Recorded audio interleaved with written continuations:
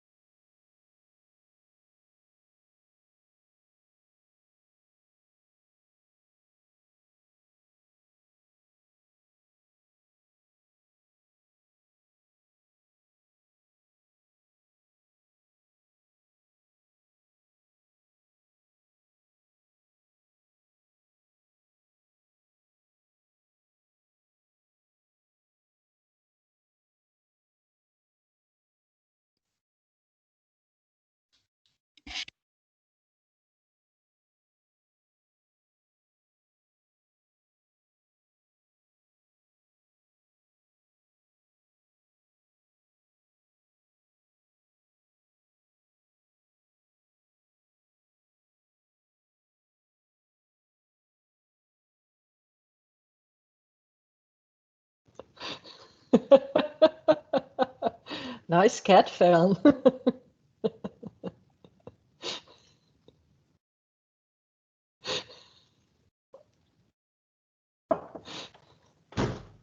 Work from home issues. Yeah.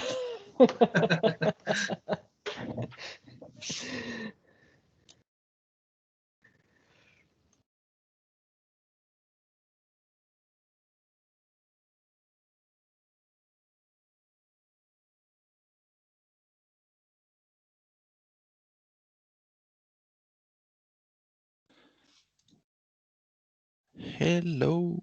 Good morning. Good Good morning. morning. Good morning. This is Morning. Rune Christensen. I'm trying to get presentations up, so I'm sorry for these. I agree. There's sometimes be a bit of a challenge. Let's see. This one here. There we are. I hope you can see some of it now. Yeah, we can see it. Yes. Yeah, Excellent. Thank you. And apologies. no problem. And right. Let's see. So we have a good round.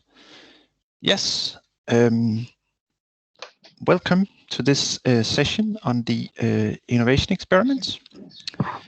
I have the pleasure of being your host and of going through and helping this session carry out at the Danish Technological Institute. We are one of the core partners in agROBOfood, and our role in relation to the innovation experiments is to support these initial 7 innovation experiments that we will hear about shortly, and also to monitor and learn from how the services are delivered to these innovation experiments.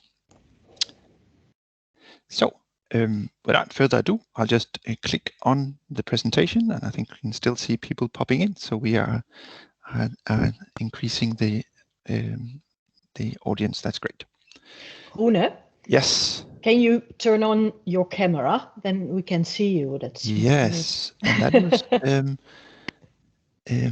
what it says to me is that I can share my video feed when I stop sharing. Oh. So actually, I was hoping that we could have had the video feed on. Okay. But the app is making me Oh, okay. So Okay. once I stop sharing this presentation, I'll put on the feed and then you can see. Okay, that's good. I'd like for this session that we make sure that we mute microphones when we're not talking, and that you don't have your video feed on unless you're actually presenting, if you can, to save bandwidth. And then there's an opportunity, you can ask questions directly in the chat, or if possible, if you want to speak, there is an option to raise a hand in Microsoft Teams. It's right at the bottom. It's a hand symbol.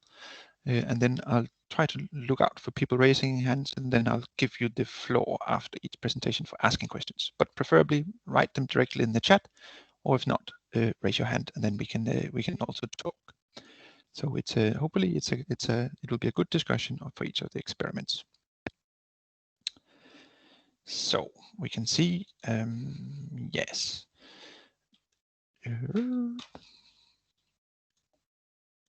Now the mouse is on there. We are. The agenda for today, we have a short introduction now. Then each of the initial innovation experiments that are part of the project will present, and then we'll wrap up just before 12. agROBOfood, so you probably know about the project since you've dialed in on this link. The concept is that we would like to deliver on these 4 objectives, both offering a one-stop shop and making digital innovation hubs, DIHs for short, have the complete portfolio and offer support to companies local to where they are situated, and growth of the ecosystem, having agROBOfood being the nucleus for a bigger ecosystem within agro and robotics. And then I've highlighted the 2 objectives that these initial innovation experiments and the open call and industrial challenges that comes afterwards are supporting, that we would like to demonstrate value and show that by breaking new ground and showing how technology can be applied is a way of boosting the uptake of robotics in the agro-food domain, and also to help industry pick up on some of the services within both digitization and robotization, that the opportunities that exist in this aspect. And then I have a slide on learnings from the innovation experiments, and it's a little premature. We have the 7 initial innovation experiments ongoing, so we have some learnings, but we will definitely have more as we execute and finalize these first 7, and as we start up with the open call experiments, which you may have attended the sessions that have been held on those, that the first open call has just closed, and there will be an industrial challenge session that will close early next year, and another open call next year. So there will be more experiments coming. But the initial learnings from these 7 experiments. So one is, yes, we have kicked off all of them, and they are all on track to deliver some quite interesting results, and we can hear more about that shortly. The process of kicking off, writing an project execution plan and designing exactly what the experiment contains is a bit to and from, and you often change scope slightly, or partners may go or come into the project. So setting up and starting the projects are always challenging. But at least all the 7 innovation experiments in the project so far, they are running and on track to deliver something. Now, the timeline. Initially, we had a deadline for the experiments to wrap up by the end of this year.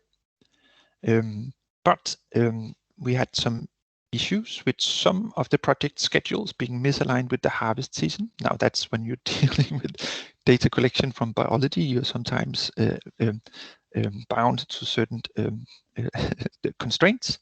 So specifically for olives and that harvest season, we had to move some of the experiments. And later, with COVID-19, some of the project partners were completely shut down for months, and there's still issues at some of the places, meaning we cannot get the data that we want to prove the technologies that we hope to showcase in the relevant environment. So yes, the deadline for the project has had to be extended, and it depends a little bit about how much the extension is, depending on which of the project we're talking about. So that's one part. And secondly, some of the scope has been changed. Since if we don't have all the data, well, we can't demonstrate to the same level, but at least we have parts of the project on track, and then the concepts should be or will be revisited afterwards. So we will wrap up the projects almost on the original deadline with a bit of extension, but some of them will need to be revisited for the full scope to be delivered. And then I put in this one, and this is just my perception. And so it's that the collaboration between partners in projects can sometimes be challenging. And this is no surprise. I mean, like we always see that in projects, but with these kind of projects where we are trying to demonstrate something new, it's innovation. Companies will want this to go on the market soon so they can start earning money. Digital innovation hubs may have other agendas, looking more for research and opportunities for studies or taking other parts of their portfolio into projects.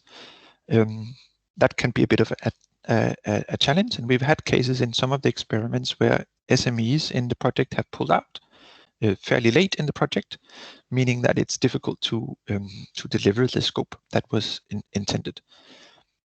So these are things that I foresee could also be relevant for the coming experiments, that we would need to make sure that somehow we keep people motivated to deliver on the agreed objectives within the projects.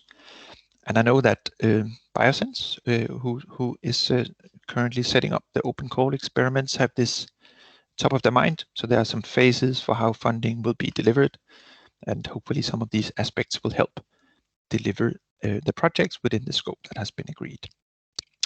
But also innovation experiments, yes, you will see some of these change in scope. That's natural. But what we're trying to do here is to see if we can remove this sort of organization part that can sometimes also change the agenda of projects. Yes, okay. So I see, I'm just opening the chat myself. I can see there was a comment come in on the chat. Oops, no, that's not relevant. Anyway, thank you. So let's, if there are no questions on this, I will click next, and then we're a little ahead of time. So we are, oops, I need my mouse here. And so we are ready for the first presentation to start, if there are no questions. So do we have Goran Kicic online from Biosense? I'm hoping that you could present us the soil nitrogen monitoring and mapping project. Thank you, Rune. I'm here. I just turned on the camera briefly so that everybody can see there is a living person behind this and not a robot presenting. So yes, I can start with my presentation. Just let me turn off the camera and turn on the sharing.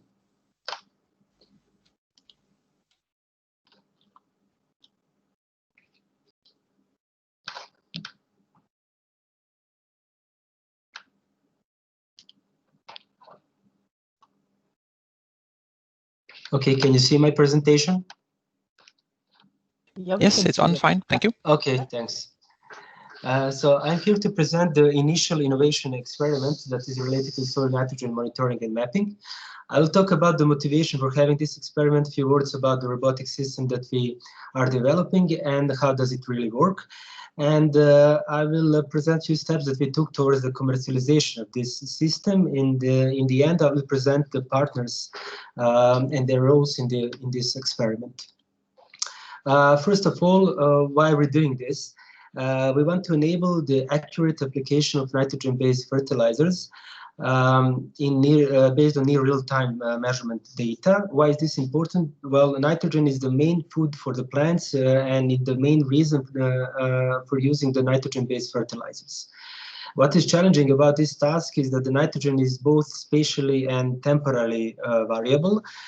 And nowadays, the usual methods for soil sampling and analysis are losing both of these components, because farmers are taking the sample to the laboratories and wait for 10 to 15 days to get the results. And these samples are mixed together and sent as a mixed sample to the analysis. So they use the location information about the sample. Also, I would like to stress out that about 30% of the cost of the agriculture production in farming goes to fertilization. With this system, which will enable the maps that shows the precise distribution of this fertilizer, we can generate the right prescription for the fertilization and save the amount of fertilizer used. Also, there is an environmental impact as well, since the excess of fertilizers are either evaporated into the atmosphere and creates greenhouse gases, or they are leached and they lead to the pollution of ground and surface water. What are we proposing is the robotic system for soil nitrogen monitoring mapping. The system is based on the concepts of the fourth industrial revolution and precise agriculture. Why fourth industrial revolutions? Well, the system is connected to the internet and provides the information about the soil nitrate content as soon as the measurement is done. And why precise? Because well, the location of the sampling can be determined within centimeter resolution, because a system possesses RTK GPS. And it's also precise because it will enable precise application of the fertilizer in the field. The sampling robot will be able to deliver the nitrate content results within 15 to 20 minutes time frame. Based on this, the maps for fertilization prescription will be generated, which will lead to the both economic and environmental benefits. I will say more about the components of the system. So the architecture, the complete architecture of the system is presented in the figure in the right part of the slide. So first of all, there is a user-oriented AgROSense platform, which farmer as a user goes to create, to generate this soil sampling and analysis task. This task is generated based on the high-resolution satellite images of different vegetation indices and artificial intelligence algorithm which runs on this data. So farmer gets the suggestion of the locations, and he can edit these points as he likes. And also once the whole process of soil samples and analysis is finished, he can see the results of the measurements and create a prescription for the fertilization itself. Another important component is a RoboSense platform. It's a smartphone application which is intended for the operator. Operator is the person in the field which monitors the soil sampling and analysis procedure. It also tracks the current status of the particular task. I would also like to point out the most important part of this system is this autonomous robotic platform, which is a commercial solution. But what we've done, we tailored these solutions to fit the needs of this experiment and the soil sampling and analysis tasks.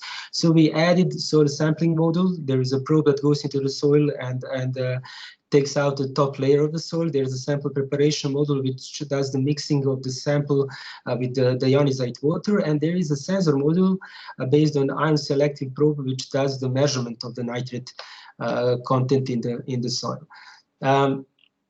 I would like to also show how does it really works. So farmer goes to the AgROSense platform. It chooses the particular field for which the soil sampling analysis task needs to be created, and chooses the high resolution satellite image and the vegetation index he would like to use for the generation of this task. Then afterwards, the algorithm is run, and it suggests first it does the zoning of the field and suggests the optimal sampling points for the farmer, and the farmer can edit these points. He can remove points, he can move it, and once farmer is satisfied, he just saves the task. The next step is that the operator initiates the RoboSense application to download the particular task, and operator also runs the procedure, which is done automatically also for the optimal route. Operator can edit this route as he likes, and once he's satisfied with it, the route is uploaded to the RoboSense. It's uploaded to the robotic system itself. And now we will see the short video. Just a moment.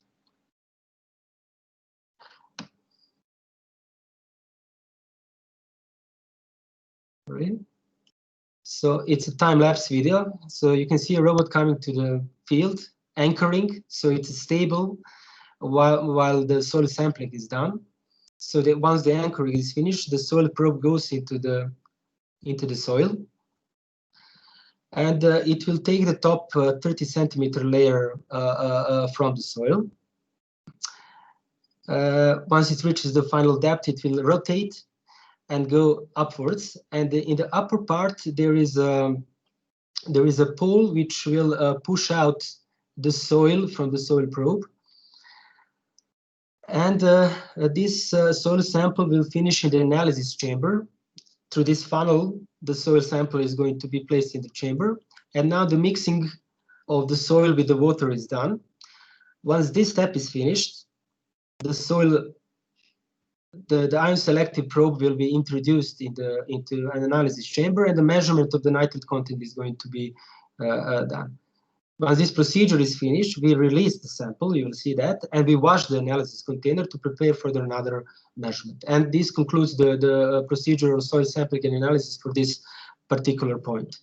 After soil sampling and analysis is done, operator can see the results of the measurements and upload these results to the agROSense platform, where a farmer can see these results and can also generate a prescription by choosing the particular fertilization type. So we have a bank of different fertilizers in the system, so he can choose the particular type of fertilizer and generate the prescription for the fertilization. Also, farmer can export shapefile, which is used by a variable rate fertilizer system, and later this file can be uploaded to the variable rate fertilizers and to perform the fertilization step in this automatic way. I would also like to point out that we did some important steps towards commercialization. A patent application was submitted under the title System and Method for Intelligent Soil Sampling, so we got our priority date. Also in February this year in Copenhagen, we attended the event called Robotics Commercialization in organization of H2020 Merlin project. Civita, which is a consulting company, and Factobotics, which is a company that implements R&D projects that are related to the robotics in the market. And we were chosen and identified as one of the 3 most promising projects to work further on. So this is an, let's say, an ongoing action, and we are currently discussing of the different modularities of commercialization of this particular system. In the end, I would like to present the partners on these projects. Besides Biosense, which acts as digital innovation hub, we can provide both technology, infrastructure, and expertise to support experiment. The partner is also Chem Engineering, which acts as an SME. They have a very large experience in bringing automation solution to industrial and non-industrial business areas. And there is also Kriva DO, which is end user. And Kriva is, in fact, is a commercial arable farm which has over 3,000 hectares, of which more than 2,000 are used for precise agriculture. And what is important that GRIVA possesses a variable rate fertilizer system, and it will use the shape file that is generated through whole procedure of soil sampling and analysis. And I would like to thank you for your attention. Thank you, Goran. We have a couple of questions in the chat. So there's a question on the current capacity of the system, probes per hour, and how many samples per hectare you can do. Yes. Regarding this, we projected the system to be able to cover the 5-hectare field and to take 20 to 25 samples from the field. And there's also a question on cost. If we just jump to that, do you know what would be the cost approximately for a farmer to do a field? The cost, okay, related. I know that farmers are now paying around 20 to 30 euros per sample. That's the price for this, but we don't expect to have regarding the actual cost a lot for the system, because we're not using any kind of chemicals or disposable things. We're using deionized water and the probe, which is changed in the period once per year. The price of the probe is around 200 euros. So I would say that our price is much lower than 20 euros. Okay. There's a comment from Victor from eStratos saying that in Innovation Experiments 3, which we'll hear about shortly, they have an API that could be relevant, I suppose. Maybe you should speak afterwards. Yes, I think we can discuss afterwards. And then there's the question of why are you testing it on board the robot instead of collecting samples and do it afterwards? Why do you have to do the test on the robot itself? Well, the one thing is that nitrogen content is changing, and it would demand the packing of the sample. Really, it should be placed in the plastic bag, sealed, and then the analysis of the sample should be done. We wanted to avoid this, and also we said, why not? Because we're not polluting the soil, because we are just creating mud on the field, and because we're disposing the sample in the field. So we wanted to have the sample, we wanted to analyze the sample in the field the moment we took out the sample to finish with that. We're also discussing now how we can speed up the whole process and to do certain things in parallel. So I suppose this question was because of that, because you could of course take more samples if you're doing just the sampling and later the analysis in shorter period of time, but we were paralyzed certain things. So while the robot is going to another location, we can do the analysis while it reaches this another location, and by then it will release the sample and be prepared for another one, and then etc. Okay. Thanks. Thank you for the presentation. And if you have more questions, anyone in the comments, you keep writing your chats, and then Goran can probably answer them straight in the chat. So now let's move on. We have the next experiment is robotic olfactometry for detecting and controlling mycotoxins in maize fields, and it's Athens University that will present it. And I don't see Nikos Mylonas in the participation list, but maybe he's with you, Lucas? Or yes. Hello, everyone. I will do the presentation for the experiment number 2. So let me see if I can share my screen effectively. So do you see my presentation? Yes, it's coming on. It's nice. Okay, so experiment number 2. The title is Robotic Olfactometry for Detecting and Controlling Ochratoxins in Maize. In short, what we want to do is we want to prove that you can smell ochratoxins in a cornfield before it is the disease is actually visible to the human eye, so we can prevent harvest losses, minimize costs, etc., etc., etc. And because it is a very interesting, let's say, chapter to smell diseases instead of looking for them. We are three partners, and one end user on the experiment. It's us, the Agricultural University of Athens. It's an SME from Greece, Agenso, which is providing with the DSS and the spraying equipment, because after detecting the ochratoxins, we aim to spray to control them. And also it is Q Technologies from the UK, which provide with a lab-grade instrument that is able to analyze mass from gases. So what we are doing is we want to, let's say, take a mass scan of the field or of a crop, of a corn crop, I'm sorry, and then analyze the mass and detect where you can indicate within the mass sample that you have ochratoxin presence, and then spray. So we have a few milestones in the experiment. The first milestone is that we will use a Husky platform, the same one as the experiment number. It is a ready to deploy, let's say, robotic platform that is using ROS, robotic operating system. And we want this platform to have everything mounted on it, including the sensors it needs for navigation. So what we did is that we used an RTK GPS antenna, so we can have a very accurate, let's say, information of where we are in the field. And then we use the LiDAR sensor so that we know, the robot knows if there is an obstacle in front of it or right next to it. And we tied all them together within the ROS environment and created a robot that can pick waypoints and navigate itself through a field.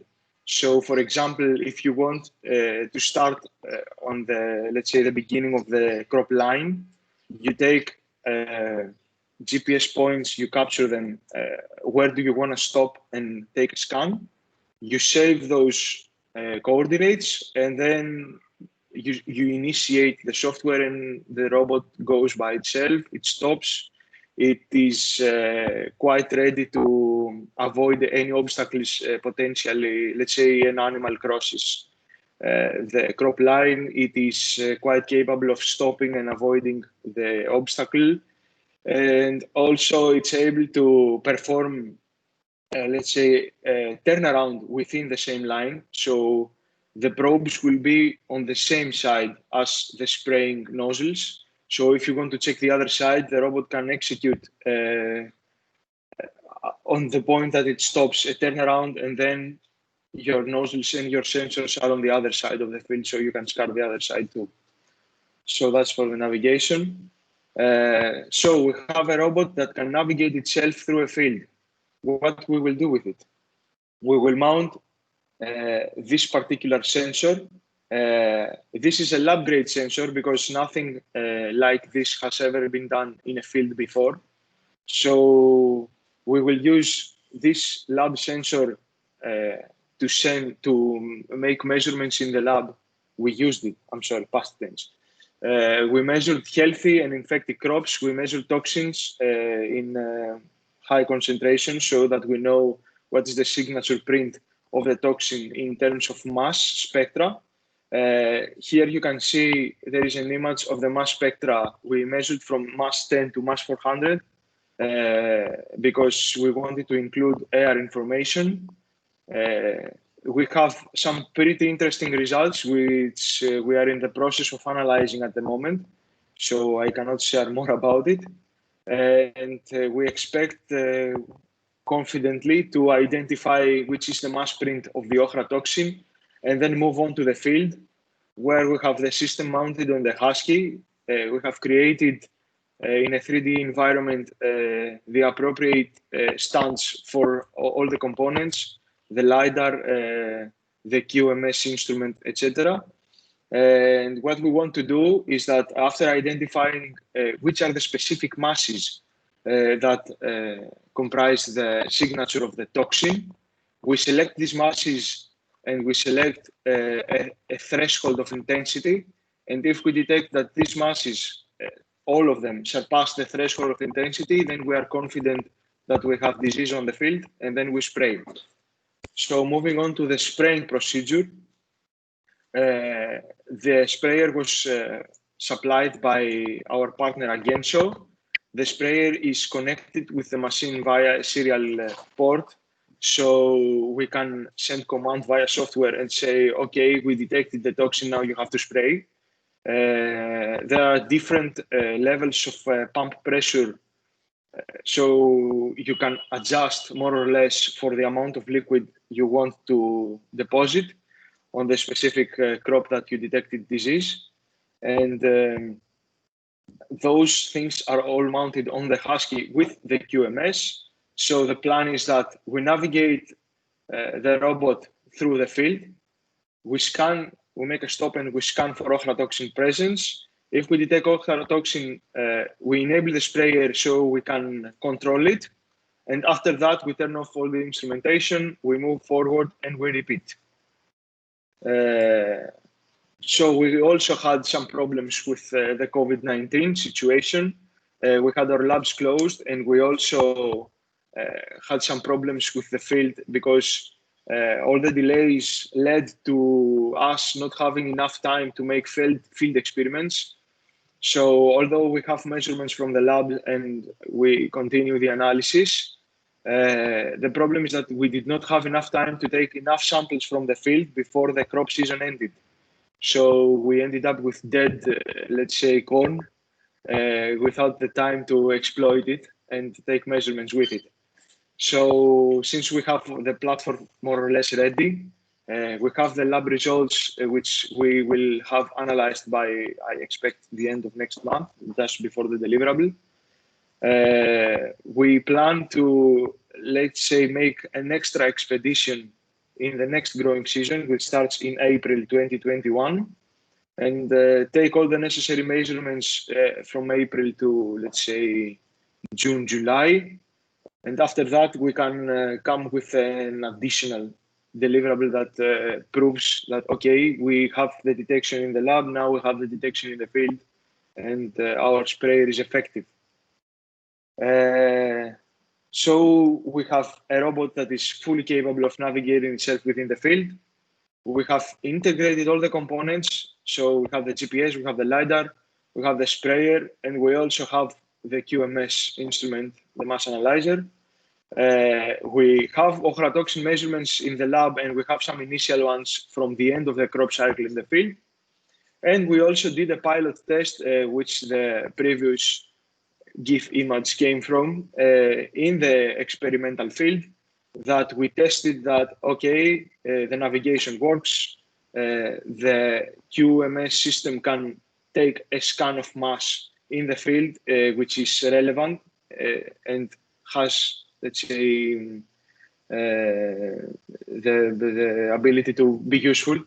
And also what we did is that we tested that, okay, let's make a trigger of the system and tell the system that we detected toxin, and the robot actually did spray, and we evaluated that the whole system is ready. So what we need is to evaluate a final time with the field measurements in the 2021 year, and we will be done with the experiment. Thank you for your time. I hope I didn't took extra. No, that's fine, Lucas. This is great. Thank you. And I think it's very good that you have this contingency plan of how you will deliver parts of the data you already have and then have to come back in the field. That's just how things have panned out this year.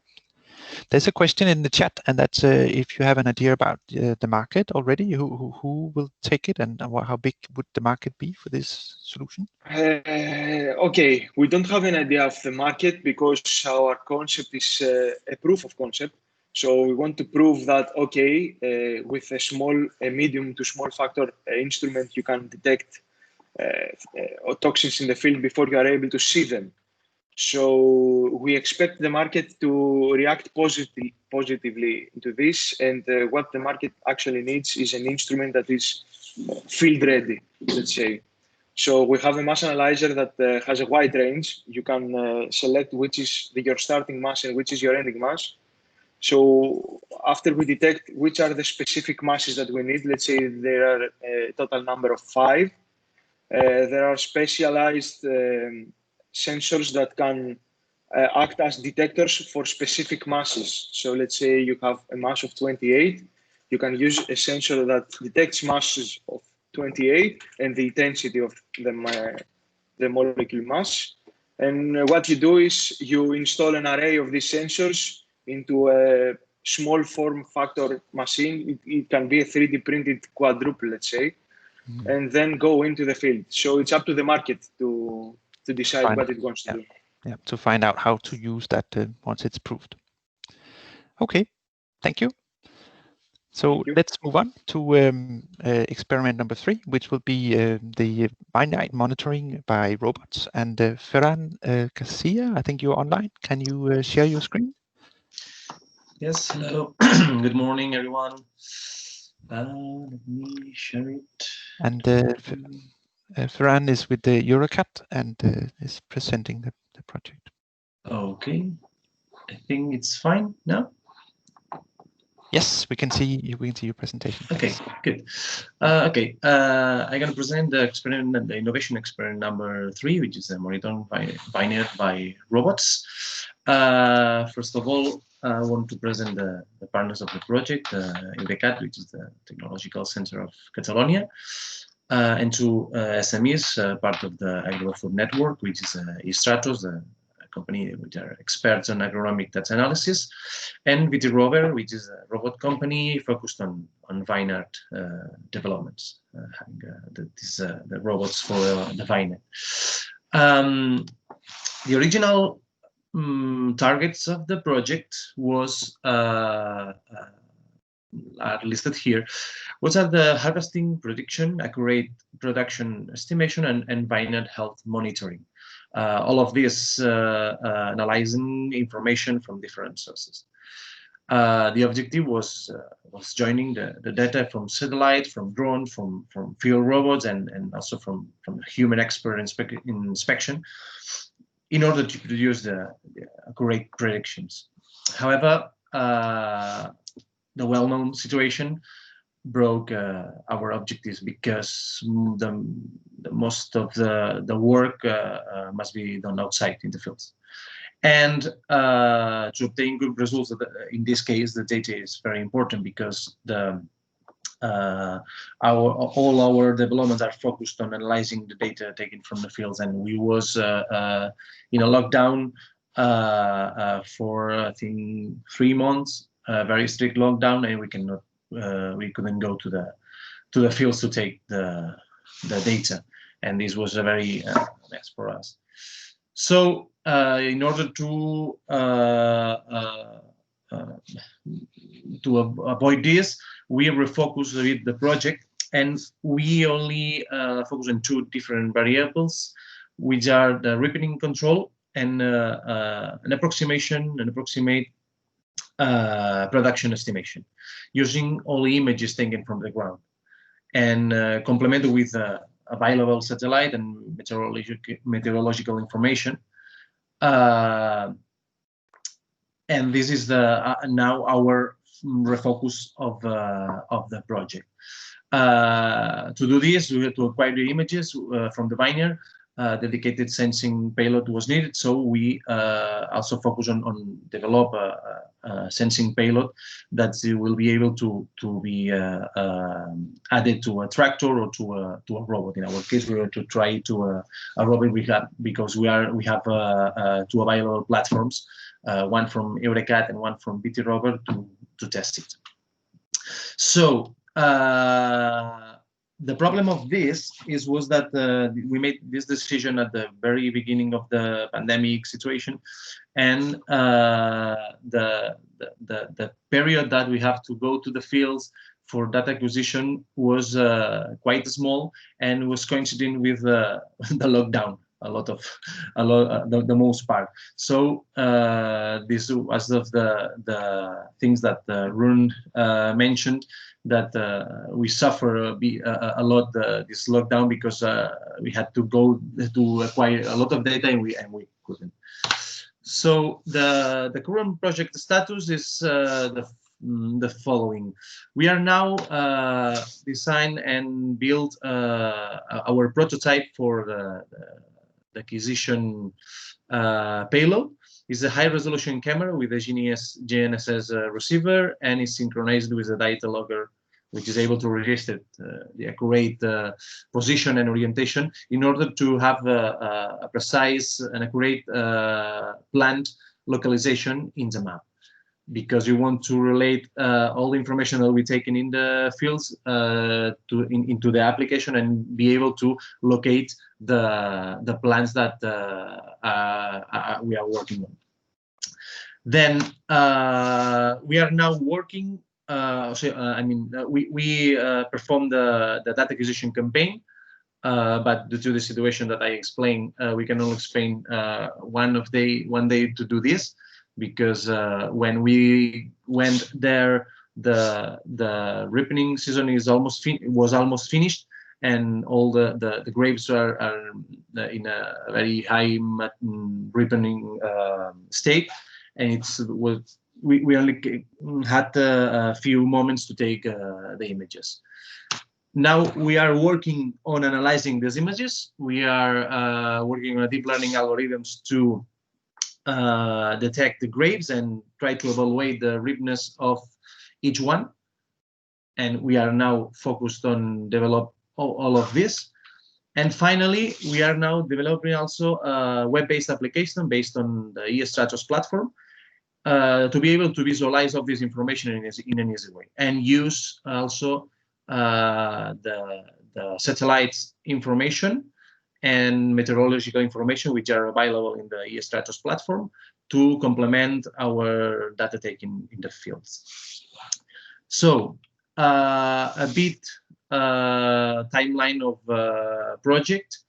As we are focused on ripening season, you can see here that it's very coincident with the pandemic lockdown, so we can only go once to the field to acquire information, and this is quite problematic for. It's very problematic for us, because as our project is centered on the acquisition on the data, we are limited to this data to have all the tests and all the demos, and it's quite difficult. So we're gonna present the preliminary results the beginnings of the next year, but we're going to use the next season to do a very huge data acquisition campaigns, both in Catalonia with the EURECAT platform, and in France with BT Rover platform. We're going to rebuild our acquisition payload to be more compact and more easy to install, and then process all this data to present the final results at the end of the next year.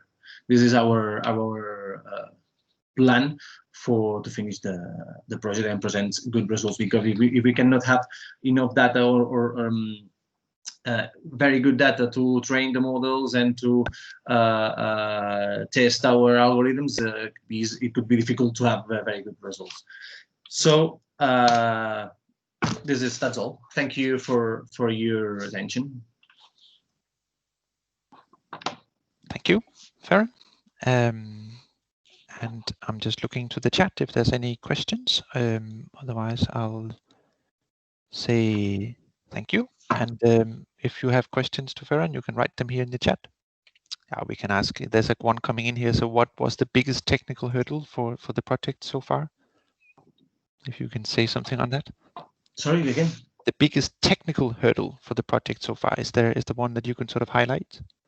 The technical, I think now, because we are changing the focus, I think now it's the data analyzing, because we are trying to solve a very difficult problem, which is trying to detect the ripeness percentage of the grapes that we are taking images. Mm-hmm. Yeah. And then maybe another important thing will be install the payload in the robot and try to have not only a demo, having a reliable system that can be work for hours in the field, which is sometimes very difficult because the batteries and all the stuff limited a bit the functionality of this. Yeah. Okay. Thank you. Thanks. Let's move on in the program. So the next experiment will be on monitoring olives, and it's presented by Kevin Brickler from Fraunhofer. And I see your name. Yeah, that's correct. You should see me now, right? Yes, I see that you. There we are. We have your face online. Hello. Perfect. Hello, everyone. I will quickly share my screen with you and then start presenting. Perfect. Yeah, so my name is Kevin Brickler. I'm from Fraunhofer IPA, and we are conducting the Digital Innovation Hub experiment olive monitoring in cooperation with Robotnik from Spain, robotic automation, a robot manufacturer from Spain, and Granja Amareleja, I hope I pronounced it in the right way, from Portugal. They were initially at least in the project, and the idea was to run through olive groves, through traditional olive groves, as you can see here in the picture, autonomously with a robot, and to record necessary information, especially, for example, the yield estimations for the farmers.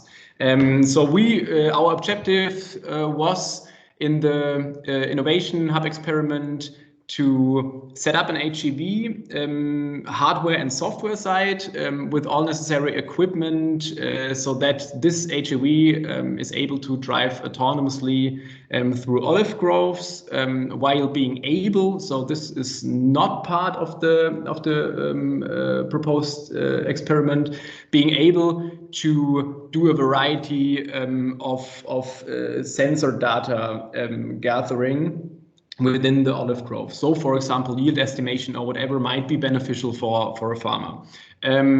Technologically wise, this means, and this is also the challenge in the project, choosing and adapting a robot hardware and software wise to be able to run through olive grove environments. Those environments have the characteristics of rough terrain because we are speaking about these ancient olive grove environments, as you saw it in the picture. So not the regular ones we know, for example, from vineyards where everything is in a straight line and there is taken care of weeds and everything, which brings us also to the next point. A characteristic is grass and other very dynamic obstacles, and such obstacles that might be in the way of the robot during the mission. The sensor modules needed to be picked for the specific tasks in those traditional olive groves, and those sensor modules, as I already said, will be necessary for first autonomous navigation within the olive grove and to acquire this sensor information for example, yield estimations or similar beneficial tasks for the growers.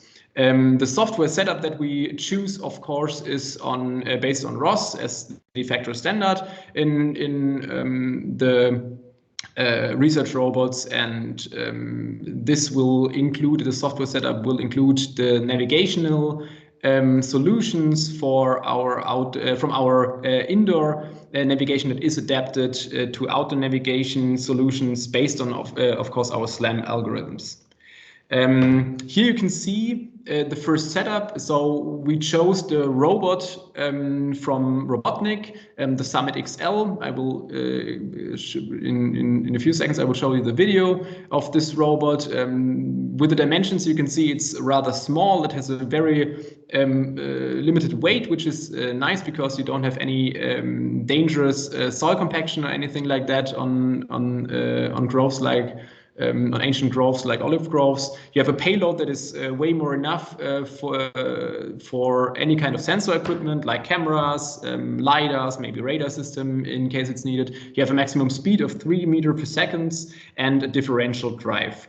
The sensor setup that we chose, now I can show it to you, the video. The sensor setup that we chose in the very first experiments here in our backyard at Fraunhofer IPA in Stuttgart was a GPS antenna on top just for the first trials, in case we would need it. A Hokuyo laser scanner here on top, and of course an IMU and a camera, a so-called PT-SAT camera that will transfer the data in real time. And later on we decided on a Velodyne PUC which has 16 layers, which is also a LiDAR scanner that you will see in the next video. And you could here see the first trials where the robot drives autonomously in our backyard with the solution. As a second trials, we try to recognize, as you can see, those obstacles, small kind of stairs or obstacles in the way here, and to pass over it by first of all recognizing the obstacle, as you can see in the video right now, and then driving over it. Quickly, you should see how it passes the obstacles. Those obstacles, of course, are very present in ancient olive groves in form of, for example, stones and other things. And here we tried, so the robot is driving autonomously, as you can see, and we tried to also surpass the whole obstacle, 10 to 15 centimeters we said are needed to expect. And here you can see the robot positioning in front of the obstacle and then driving over it. So software and hardware side, this was it was possible to conduct those tests. First recordings in olive groves were then taken in Spain. Here you can see on the right side the camera, this PT-SAT camera, and on the left side the data from the Velodyne PUC, the 16-layer data. So you can match for example, the trees and the other obstacles, the human beings, to the layers we see on the left. So that was the recordings that Robotnik took for us. And of course, the objective or the obstacles now, not the obstacles, the challenges were to, and still are to, identify those trees and other obstacles, because ultimately we want to approach a tree and to conduct certain measurements on the tree, like olive yield estimation, for example. What we did is we extended our SLAM algorithms. So localization and mapping module for outer scenarios was set up. In the first prototype, we tried to handle, as shown, outdoor environments. So we wanted to get rid of GPS for localization, because this can of course be tricky. GPS can have big varieties. Everyone who worked with it knows that weather conditions could have a big impact. And if you don't have correction data in the form of RTK GPS solutions, then it can be tricky to localize nicely in such environments. So we decided to do the localization with natural landmarks. First of all, we extracted voxel maps, as you can see down here. And these voxel maps were then combined with point clouds that generated 3D NDT, so normal distribution transfer maps, as you can see down here. So here we can more clearly see the obstacles already in form of the tree here. On the top you see again the multi-layer radar information, so that you can make a little bit of sense out of it, what it actually means. And of course we use some other filters to filter out the floor and everything. Future work, we are not finished yet. We also had some difficulties with Corona, and so we could not actively drive to Spain. So we had to pass the data. So Robotnik had to record it and bring it to us, and so everything is a little bit delayed. But what we plan to do next is use the camera information for the localization and mapping. We want to detect the objects as trees, because so far we can just see that there are objects in the way, as you can see on the map down in the right. And now we want, of course, to detect that the objects are indeed trees, and then we want to show the farmer that he could perform other tasks like this olive yield estimation additionally on top. And that's it from our side. Thanks a lot, and I'm open to questions. Thank you. Thank you for the presentation, Kevin. So there are no questions currently coming in the chat, but maybe I can ask one. So you have the olive yield estimation that you're talking about. Is that you performing that, or is that one of your partners? Is that a core to the project, or is it more the moving robot itself? So yeah, exactly. It is the robot moving autonomously in those ancient olive groves. So as I said, the challenges there are those rough terrains and the movement of the robot itself. Of course, together with the highly dynamic obstacles like grass, like big grass that is around there. And that is a task that can be done on top than the yield estimation of olives as soon as we are able to approach a tree, for example. Yeah. Okay. Thank you. I think we have to wrap up. There's one more question or comment asking if the ROS implementation that you've done, if you've reported that back into the ROS community, the feedback that you could provide. But I assume you have, or you will. We most likely will. Yeah, that's true. Yes. Yeah. Okay. Thank you very much. Let's move on. We have the next presentation is on the cucumber harvest robot, and it's Lydia Meesters from Wageningen and Geoffrey van den Berg from SIA that will present that experiment. And Lydia, if you're online, I hope you can show a presentation. Yes, I'm uploading it.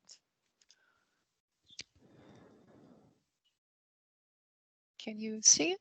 We can see something happening. So it's yes, there it is. Yes. Okay, perfect. Okay, I'm presenting part of the innovation experiment number 5. It's about cucumber leaf harvesting. It's the experiment is carried out by SIA, and Wageningen is actually the innovation hub.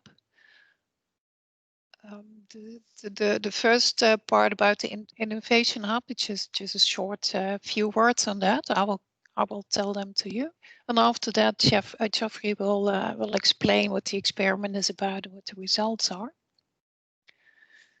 So Wageningen is already an innovation hub, and it's already functioning like that. But for the agROBOfood network, we're working together with SIA, which is the innovation experiment, where they are developing a cucumber leaf picking robot. And they already work together with Start Live, which is helping them as a Wageningen spin-off to start their company building up. The role of the Wageningen Innovation Hub is actually to test the agROBOfood network. So to support SIA in their needs and the services what they have, and to see if we can connect them with any of our stakeholders that we already have.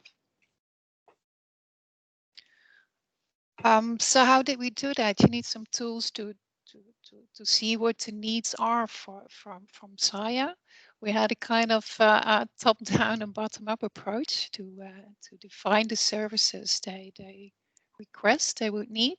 So we had regular meetings and discussions on what they're doing, what kind of things they would like to have to be connected to. SIA also formulated some questions which they were more specific in what they needed. And from the top-down approach, we also use the service catalog, which has been set up in the agROBOfood network. That's been presented yesterday by Maria.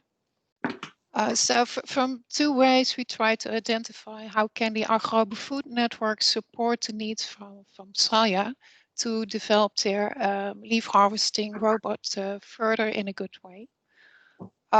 We also tested the agROBOfood procedures. So if you have a service request, how can you put it in the network and how is it picked up to provide the service actually?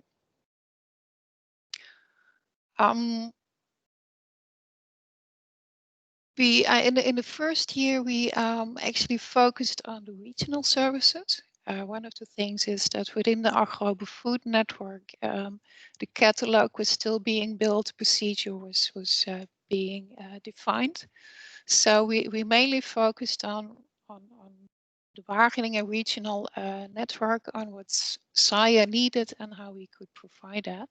So that's first of all StartLife, who's involved with SAIA to get the startup going. And from Wageningen, so actually the competence center, not the Digital Innovation Hub, we provided the greenhouse facilities that SAIA needed for their experiments, test locations where they could use their robot, and also where they can grow their plants. And we also provided the expertise. SAIA is a technology-oriented company, and from Wageningen,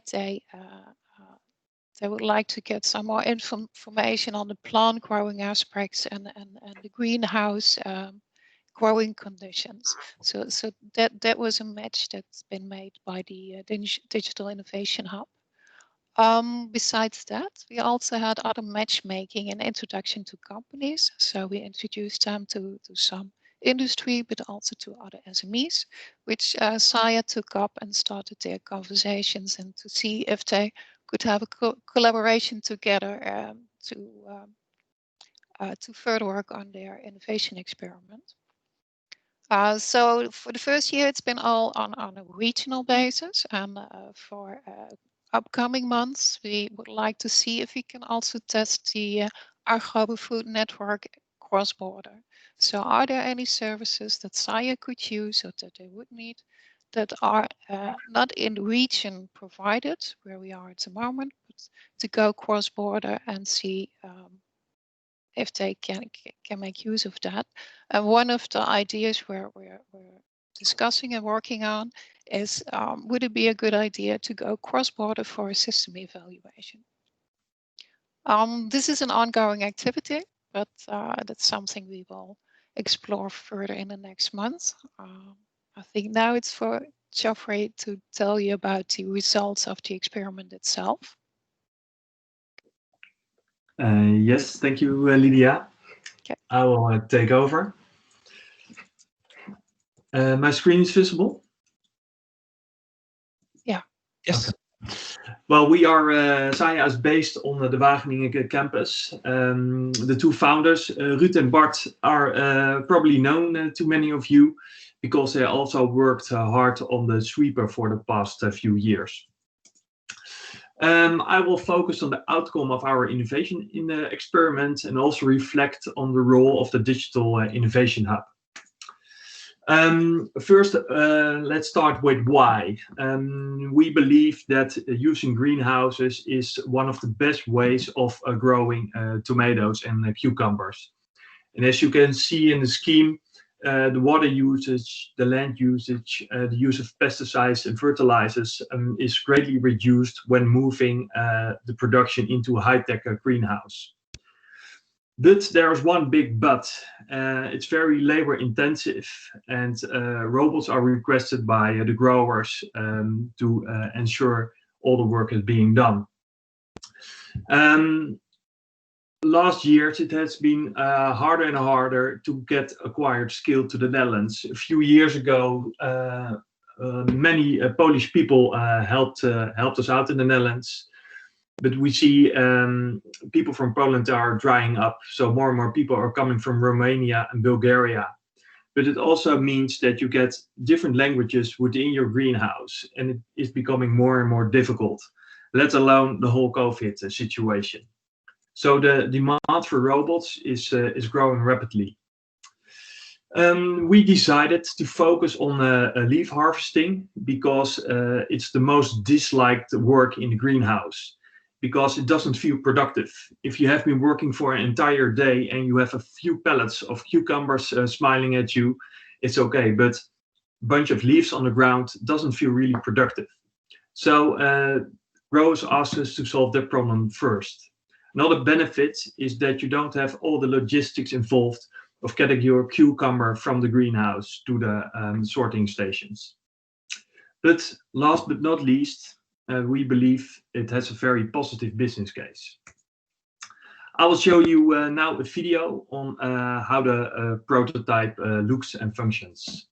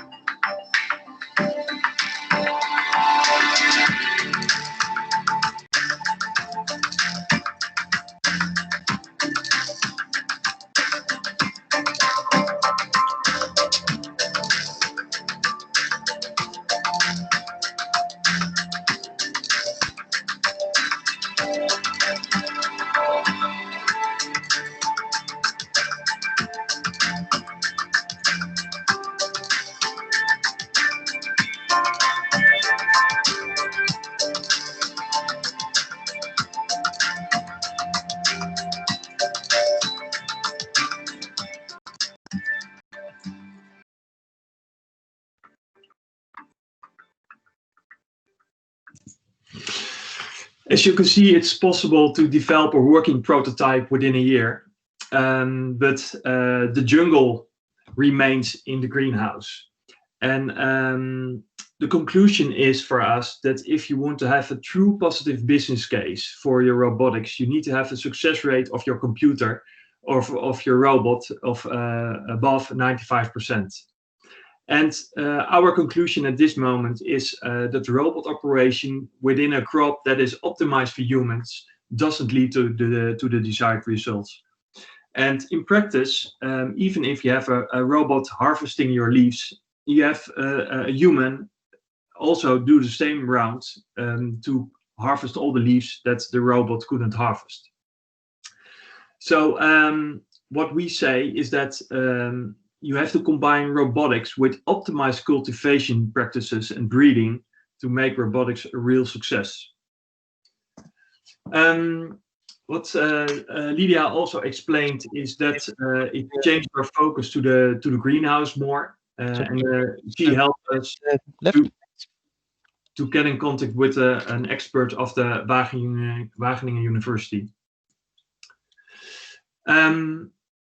We want to reflect on that as well, because we notice it's very hard to ask the right question at the right time, because quite often in the beginning of a process, your question is too abstract and difficult for an innovation hub to handle, or when it's so concrete that you can answer the question with a few calls yourself, you won't answer or ask the digital innovation hub as well. So there is some sweet spot in the middle. And when we are now focusing on cross-border utilization of the digital innovation hub, it's becoming more complex from our perspective, because to some level you're sending a question into the unknown, and that doesn't always feel comfortable, especially when it concerns confidentiality. And on the other side, we don't want to miss companies or organizations who are below our radar right now. So that's something we are continuously discussing with Lydia and the Digital Innovation Hub.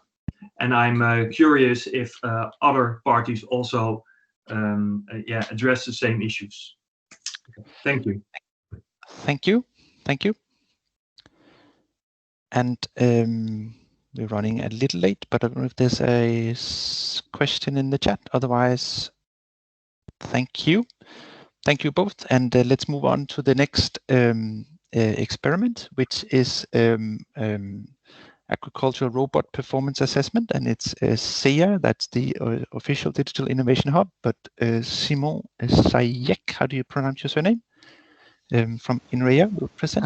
Simon Sayeg. Yeah. Yes, so I'll take the floor.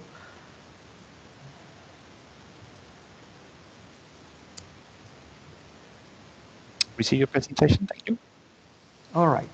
So I'm presenting the initial innovation Actually, experiment. your own screen. I don't know if you have two screens sorry. on. I have two screens. Just grab. Oh. That's it. Now it's perfect. Thanks.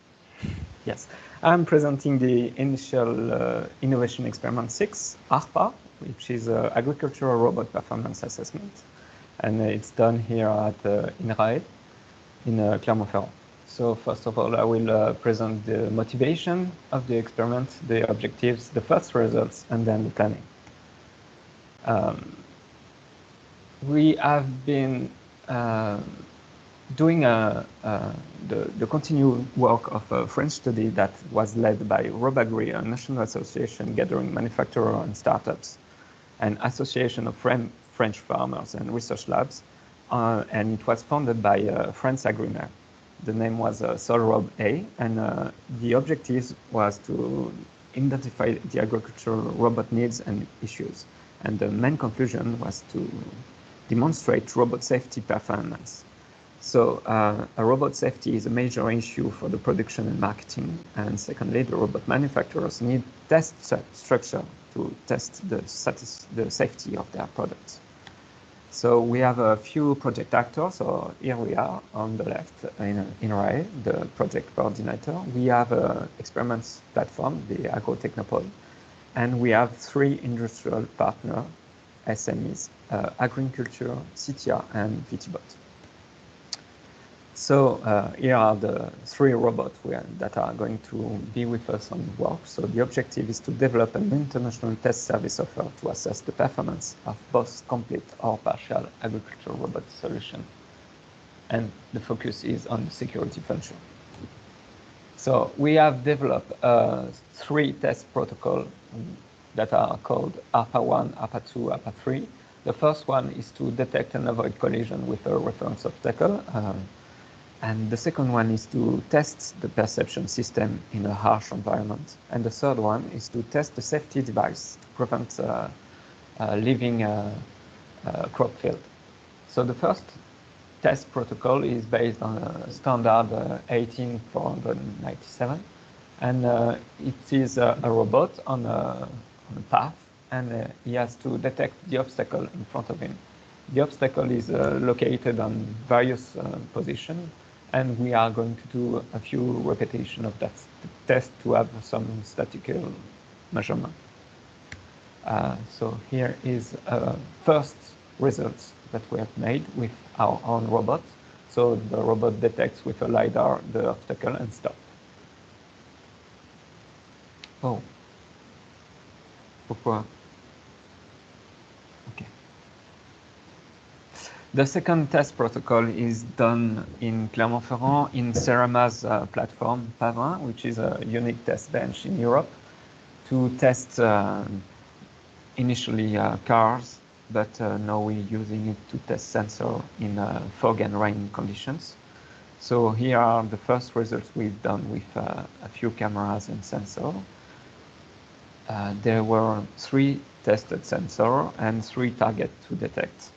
And we did that first experiment with some IFM products that are creating 3D cameras. The third test protocol is to test the field integrity. So the robot is into a field with a very nice shape, the whale or the factory shape, as we call it. And he has to perform a few tasks and following a trajectory, and he must not go out. And we'll set a second land parcel on slope, And so we are going to test him to respect the area. So here is a test with our own robot on a slippery slope. So you can see that it fails dramatically, but that's all right. It stops. As you see, he cannot go back to his initial trajectory. So here is the planning for our session. So next week we are going to welcome the first robot in our structure in agROTechnople. It will be the October 5th for 1 week of tests. At the same time, I am going to be at Ceroma's test bench to test another robot sensors. And then on the 26th of October, we are going to start the second robot with VTBot, and the 2nd November, we are going to do the last one, agriculture. Then we are going to analyze the results, produce a new protocol version, and then give some video and final reports to agROBOfood. Thank you for your attention. If you have any questions. Thank you for the interesting presentation. So I'll just have a look in the chat to see if there's some questions. And so there's a question on if these new tests could be added as agROBOfood services, and secondly, how you exchange the protocols. So first of all, these protocols are only working material, but we are going to share them obviously as a result for the agROBOfood system. And these 3 test protocols are just done in a mind frame that they are going to be hopefully a standard, a European standard one day. So we are really doing this work with that aim in mind. So we are writing them in a way that everyone in Europe may apply them in their local facilities, or if they don't have all the local facilities, they ask a DIH center to have the network information or where to do those. And the second question was? Yeah. So how you plan to exchange them? So that's. So I did that. Okay. Thanks. Yeah. Thanks. Very interesting. Looking forward to the final. Yeah. Next week we are going to film some videos. Thank you. Let's wrap up this presentation with the final experiment, and it's titled "Cabbage Handling and Processing Using Collaborative Robots and Vision Technology." And it's Carsten Pank Isaksen from the Danish Technological Institute, one of my colleagues, who will be presenting that experiment. So Carsten, the floor is yours. Thank you. Can you hear me? Yes, we hear you. All right. I'll just share my screen.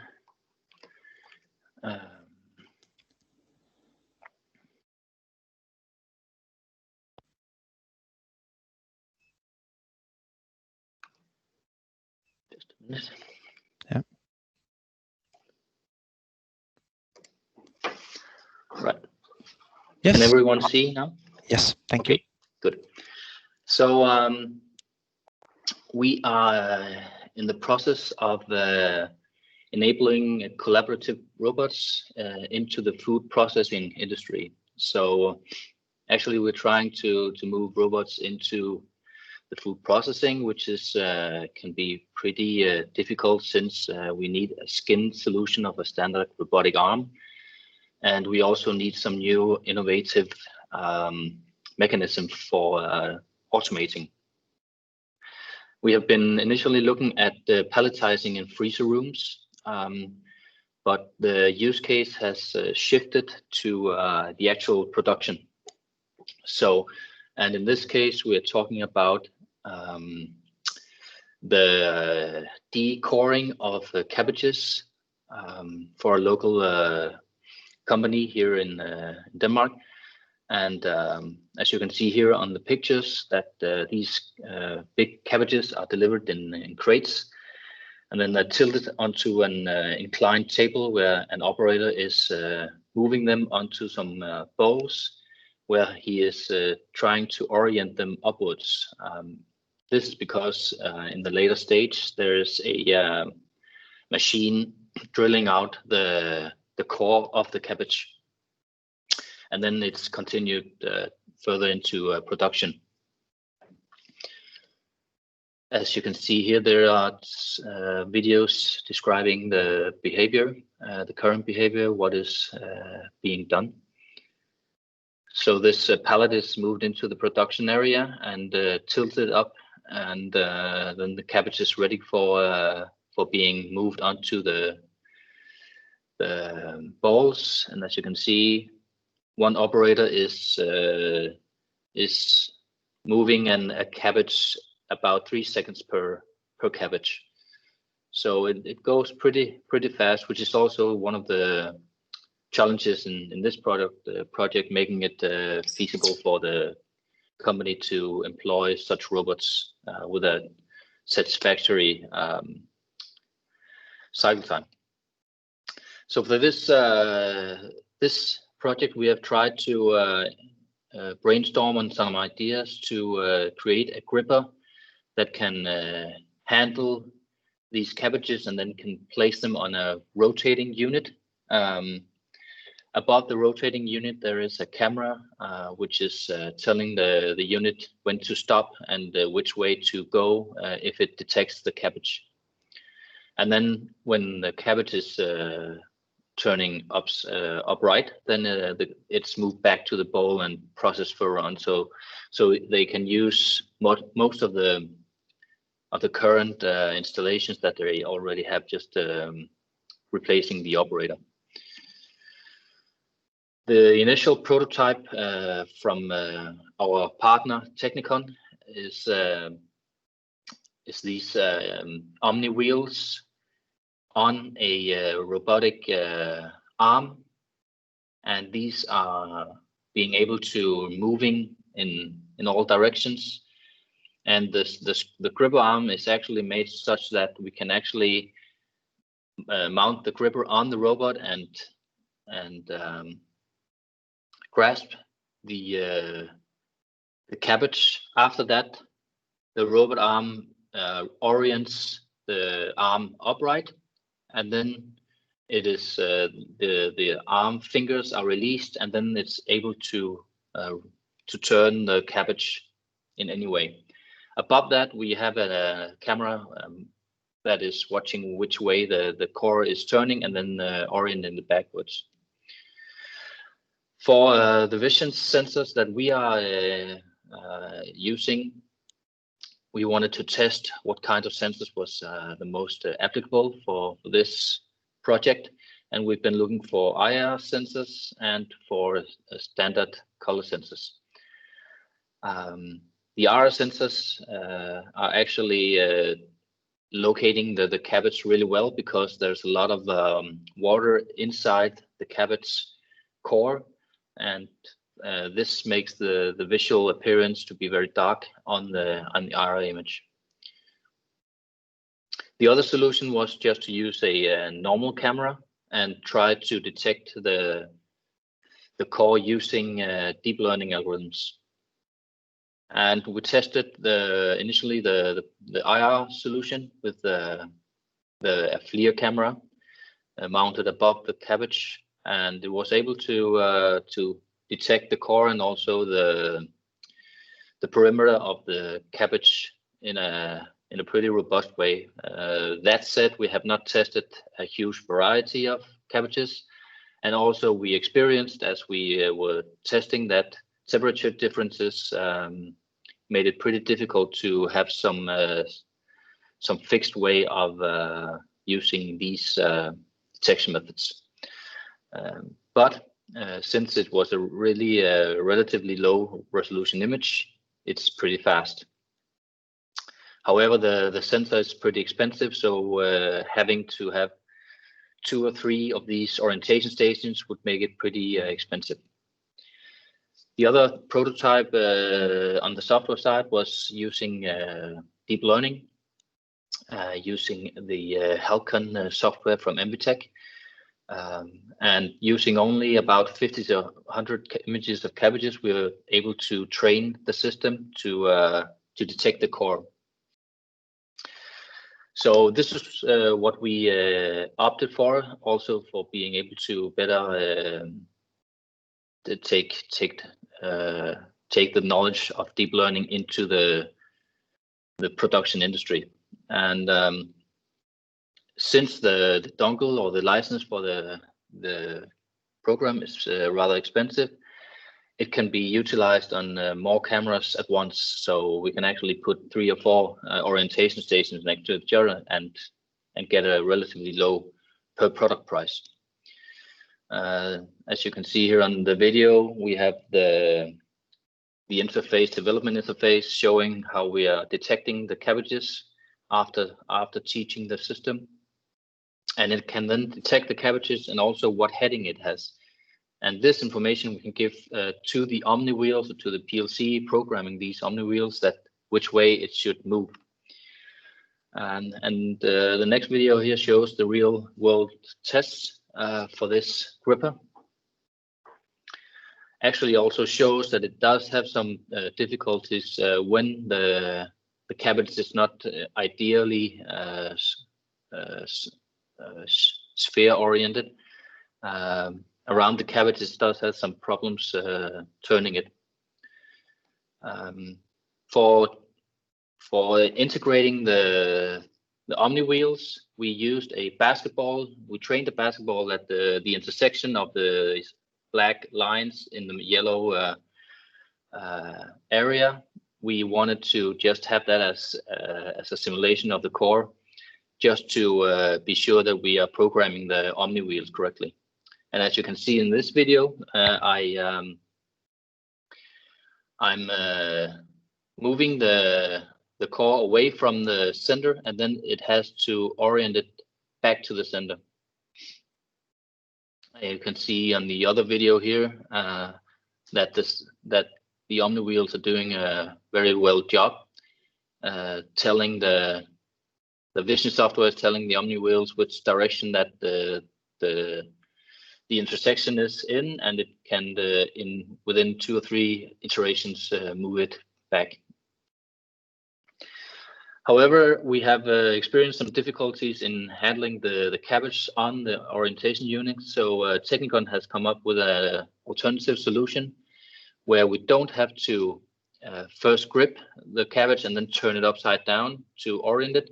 We can now grip it and orient it in one go, as we're actually moving the cabbage to the decoring station. So the gripper is grasping the cabbage, and in the wheels on the bottom is used to orient it. At the top of the gripper, or next, just closely located next to the gripper, we will have the camera that can check where the core is. So this is actually the next prototype that is being developed, and also I think being developed within the next couple of weeks. We have a smaller field of view, but I think we are going to have a better solution here, both of cycle time wise and also for orienting the cabbage. And the next steps is to complete the new prototype, and then to perform a new training of the deep learning system with the new camera, and also using the images of various cabbages.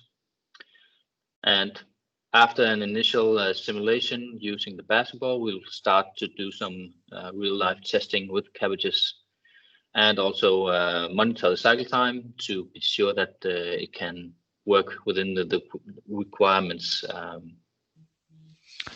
Yeah. Thank you. All right. Thanks for the presentation. We are just about time, but there's a little bit some questions coming in, so let's just see if we can have those before we wrap up this morning session. So the first one is, do you expect that we can actually meet the 3-second cycle time with this setup? I think we will have some challenges meeting the 3-second cycle time. So the advantage here is that we can actually employ multiple robots for the quest, and then they can divide the cycle time between them.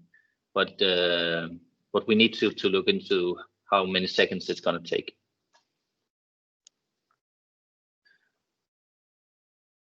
Okay, thanks. Yeah, and then Eric Pickeritt is mentioning the JBT or the FT-N1 solution that I know that you've also been looking at. This the full system robot that's already commercially available. So why would we explore this option? We've been looking at commercial products that are readily available, but for our understanding, they're still very expensive to implement in for the company that we're looking at. They much rather have a smaller solution that can take a collaborative robot and replace the operator with, so that they can actually work next to the robot, and then as time goes by, they wanted to do more automation of the company, but they want to start small. And the current product we've been looking at should be very expensive to implement. Thanks. And then there's a final question on the gripper itself, that it looks a little bit bulky. And would it be able to pick up cabbage directly from a pile, or how is it? I don't assume that we can pick it up from a pile. We'll need to have them separated, and that can be done pretty simple using the current setup where they have the tilted table. Just have them presented one at a time for the robot to pick them up. That shouldn't be too much of a problem, but we need to make some further adjustments if more robots are going to be employed simultaneously. Yeah, but we're still looking at the design of the gripper, and may need a third prototype as well. Okay, thank you. Thanks for the presentation from the last experiment. Thank you all. This is the end of this session on the innovation experiments that are currently running in agROBOfood, the 7 initial innovation experiments. So I hope it's been interesting for me to see the status, and I hope each of you have had some benefits from it and learned some new things as well.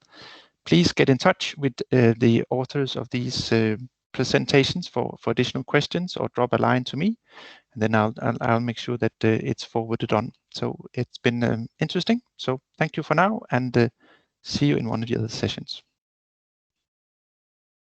Thank you. Thank you. Bye-bye. Thank you. Bye-bye. Bye-bye. Thanks. Bye-bye. Bye-bye. Cheers. Thanks.